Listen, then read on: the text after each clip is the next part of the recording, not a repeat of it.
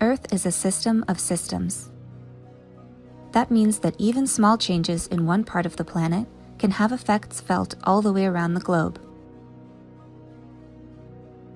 The world's largest, hottest desert, the Sahara, is nearly the size of the continental United States.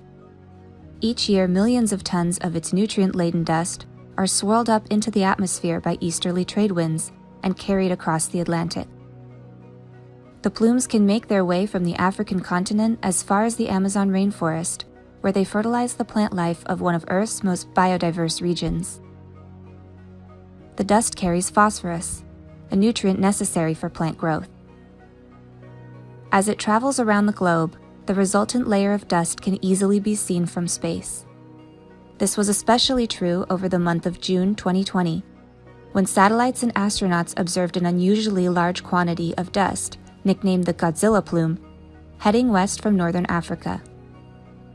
It thinned out over its 3,000-mile journey, depositing nutrients into the ocean and land below. To travel such a distance requires strong winds. These winds are from the trade wind system.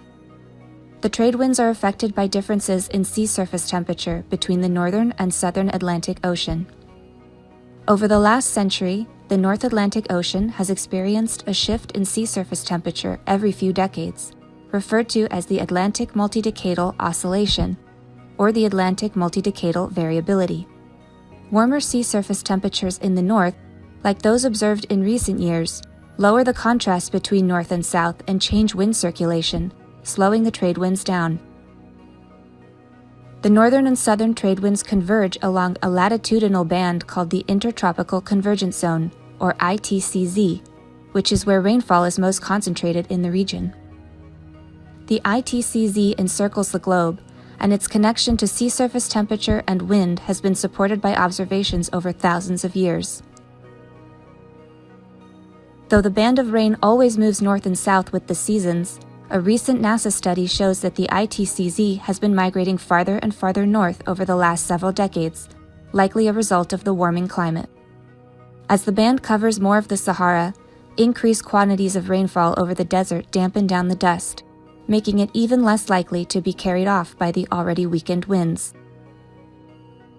As the climate changes, dust activity will continue to be affected. NASA researchers predict that within the next century, we will see dust transport approach a 20,000-year minimum.